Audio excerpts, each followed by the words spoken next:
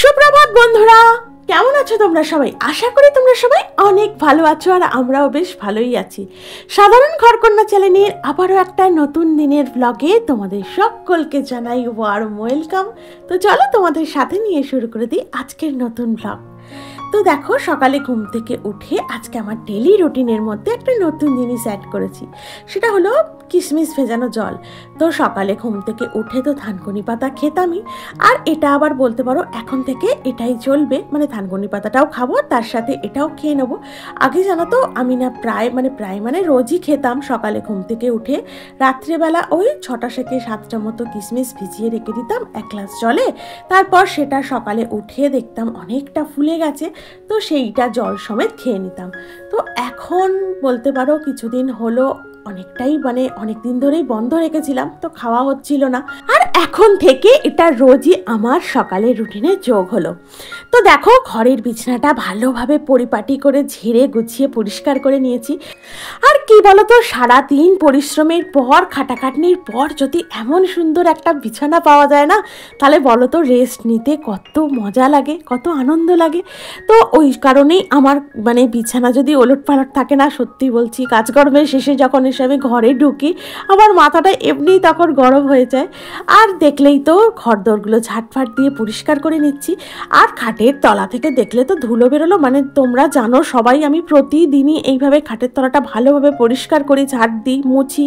তা সত্ত্বেও কেন জানি না এই ধুলোগুলো কোথা থেকে আসে, এত পরিমাণে ধুলো ওরে শীতকালে কি বলবো। আর এদিকে দেখলে সোফাটা পরিষ্কার করে নিলাম, এটা আমার রোজকারের রুটিনের মধ্যেই পড়ে, একবার করে ঝেড়ে গুছিয়ে পরিষ্কার করে নিই। কী বলো তো, সোফার মধ্যে সবাই এসে বসে, তো কোনো সময় দেখবো বালিশটা এলোমেলো হয়ে গেছে, হ্যাঁ কোনো সময় দেখবো না সোফার বালিশটা একদম সোফার মাথার উপরে উঠে গেছে। কি বলো তো, যে জায়গাটা বেশি ইউজ হয় না সেই জায়গাটা ঘাঁটে ঘটেও বেশি, তো সেই জায়গাটাকে বারবার ধরে পরিষ্কার করতে হয়। যেমন ধরো এই সোফাটা, তারপর ধরো এই বিছানাটার উপরে তো এখন মেয়ে তো সকাল থেকে উঠেই পড়ছে। তো যাই হোক, ওকে আবার কোথায় পাঠাবো বলো, নয় এই ঘরের বিছানাটায় বসে বই মেলা করে পড়বে, আর নয় ওই ঘরটায় বসে। তো যে কোনো একটা ঘরের বিছানাটা তোকে ছাড়তে হবে, আর ও না চেয়ার টেবিলে একদম পড়তে পারে না। আসলে সমস্ত কিছুটাই অভ্যাসের ওপর, জানো তো। ও ওই চেয়ার টেবিলে বসে ছোট থেকে কোনোদিনও পড়াশোনা করেনি। আসলে সারাদিন ওই কাজকর্ম করার পর আমি যখন বসতাম আমার পাশে নিয়েই বসতাম বিছানার মধ্যে, তো বলতে পারো সেই থেকেই ওই অভ্যাসটা হয়ে গেছে। আবার হয়তো অভ্যাস করলে অভ্যাস হয়ে যাবে। তো যাই হোক, দেখো তোমাদের সাথে কথা বলতে বলতে এদিকে আমার প্রায় কাজকর্ম সমস্ত কিছু কমপ্লিটের দিকে, বাসি কাজটা আর কি, আর চলেছিলাম এদিকে টিফিনটা করে নিতে। আর দেখো আজকে টিফিনে করে নিচ্ছি গরম গরম ফুলকো রুটি আর হচ্ছে মুসুরির ডাল সিদ্ধ। তো আজকে এইটাই হচ্ছে আমাদের টিফিন। আর হ্যাঁ, সাথে ছিল একটা কলা আর গুড়, এটা দিয়ে দিয়েছিলাম মনের বাপিকে, এটা হচ্ছে মনের বাপির টিফিন। আর আমার টিফিন আমার আর মনের টিফিন হচ্ছিল একটু, তার সাথে করে নিয়েছিলাম আলু ভাজা আর ছিল একটু বেগুন ভাজা। তো বলতে পারো এটাই হচ্ছে আজকের আমাদের আর কি টিফিন। তো সবাই মিলে আজকে এটাই খেয়ে নিয়েছিলাম। আর এদিকে দেখো আমিও টিফিনটা সেরে নিলাম। তো টিফিন সারার পর চলে এসেছি একদম রান্নার দিকে, কারণ আস্তে আস্তে কি বলতো, শীতের বেলা তো আস্তে আস্তে বেলা গড়িয়ে যাচ্ছে। তো এদিকে আমার কাজকর্ম রান্নাবান্না সমস্ত কিছুই তো সঠিক সময় সারতে হবে। আর এদিকে দেখো আমার ভাতটাও হয়ে গিয়েছিল, আর নামিয়ে নিয়েছিলাম ভাতটা। আর এদিকে করে নিচ্ছিলাম ডাল। আর আজকের ডালটা জানো তো একটু স্পেশালভাবে করব ভাবছি। তো ডালের মধ্যে দিয়ে দিয়েছিলাম আর কি টমেটো, আর তার সাথে দিয়ে নেবো একটু ধনেপাতা আর কড়াইশুঁটি। তো কড়াইশুঁটিটা আগেই দিয়ে নিয়েছিলাম সিদ্ধ হওয়ার সময় ডালটা, আর তারপর নামানোর কিছুক্ষণ আগে দিয়ে দিয়েছিলাম ধনেপাতা। তো আজকে ধনেপাতা, কড়াইশুঁটি আর টমেটো দিয়ে করে নিয়েছিলাম ডাল। আর তার সাথে করে নিচ্ছি আজকে বাঁধাকপির তরকারি। তো আজকের বাঁধাকপিটা জানো তো মাই কেটে কুটে দিয়েছে। তো আজকের ওই আনাজগুলো না আজকেও মাই কেটে দিয়েছে, কারণ আমার হাতের বললাম না কালকে আঙুলটা কেটে ফেলেছিলাম। তো কি বলতো, কপালে থাকলে না হয়েই যায়, কারণ আমি তো কত তাড়াতাড়ি করে সমস্ত কিছু কাজকর্ম কমপ্লিট করি, তো তখন তো কাটে না, কাটা হলে তো তখনই কেটে যেত। কিন্তু দেখো আজকে কালকে আর কি আমার সেরকম কোনো তাড়াই ছিল না, আমি ধীরে সুস্থেই কাজকর্ম করছিলাম, কিন্তু ওই যে কপালে রক্তপাত ছিল আর কি, রক্তক্ষরণ ছিল, তো ওটা হয়ে গেল আর কি, কিছুই করার নেই। আর কি জানো তো, কপালে যেটা থাকবে না সেটা ঘটবেই, কিছু করার নেই, আটকানো যাবে না। আর এদিকে দেখো চলে এসেছিল লুচি রানী, তো আমি রান্না করতে করতে দেখেছো একটুখানি ওকেও দেখিয়ে দিলাম তোমাদেরকে। আর আসলে এত দুরন্তপনা করে কি বলবো। আর দেখেছো মেয়ের হাতটা নিয়ে সমানে কামড়ে যাচ্ছে।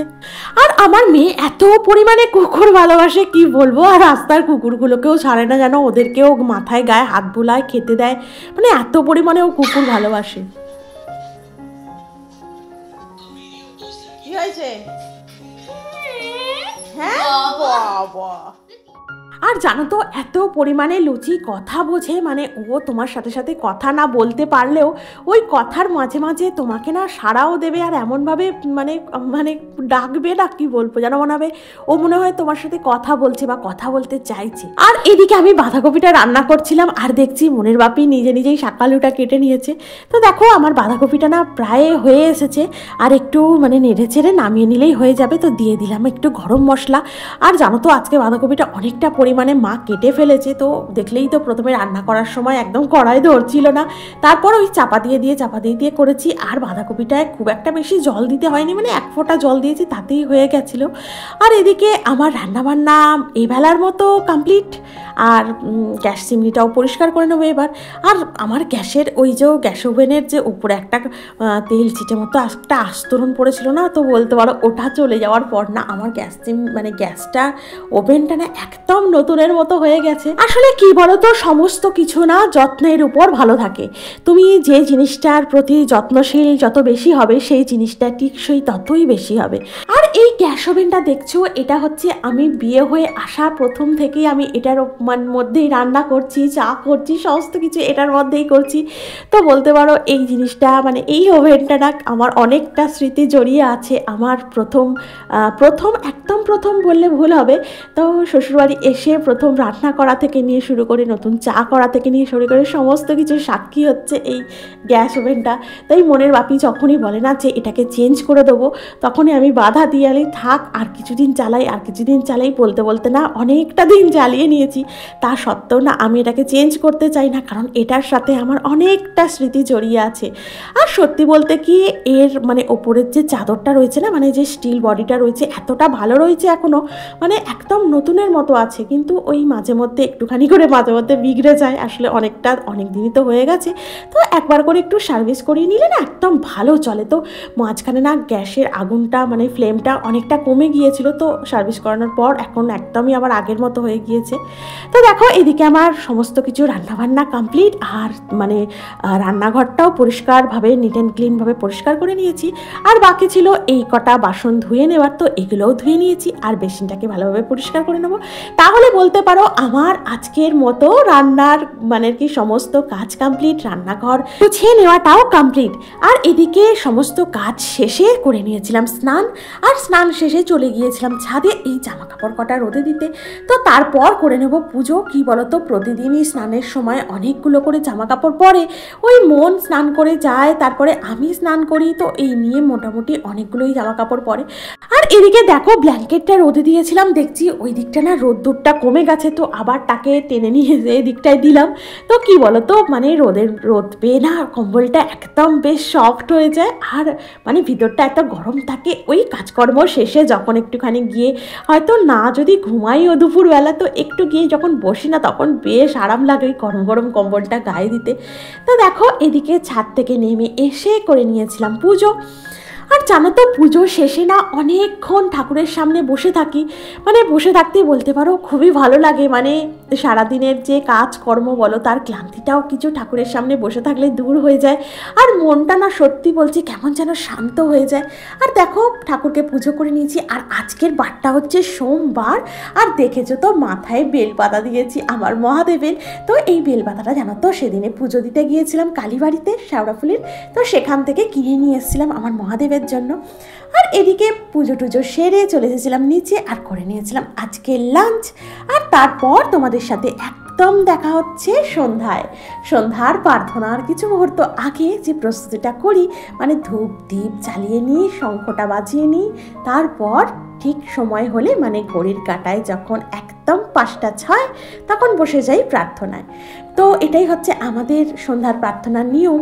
তো প্রার্থনার শুরুতে মানে শুরুর মুহূর্তর আগে শঙ্খটা বাজাই, কারণ কি বলতো আমাদের প্রার্থনা না শঙ্খটা বাজিয়েই তারপর শুরু করতে হয়। সময় মতো পরিবারের সকল সদস্য চলে আসে ঠাকুর ঘরে, আর সবাই মিলে একসাথে করে নিই আমার দয়ালের প্রার্থনা। আর দেখো সন্ধ্যায় ধূপ আর দীপের আলোয় মিষ্টি মাকে কত সুন্দর লাগছে দেখতে। সত্যি বলছি এই রূপটা দেখার জন্যই না বসে থাকি অনেকক্ষণ ধরে। আর নিচে এসে করে নিয়েছিলাম গরম গরম চা আর মেখে নিয়েছিলাম মুড়ি। এই হচ্ছে আমাদের আজকে সন্ধ্যার টিফিন। আর জানো তো আজকের ব্লগটা আমি এখানেই শেষ করলাম। তোমাদের যদি ভালো লেগে থাকে তাহলে অবশ্যই একটা লাইক করো, কমেন্ট করো, আমার চ্যানেলটিকে সাবস্ক্রাইব করে আমার পাশে থেকো। দেখা হচ্ছে তোমাদের সাথে পরবর্তী ব্লগে। ততক্ষণ পর্যন্ত অনেক ভালো থেকো, সুস্থ থেকো, টাটা।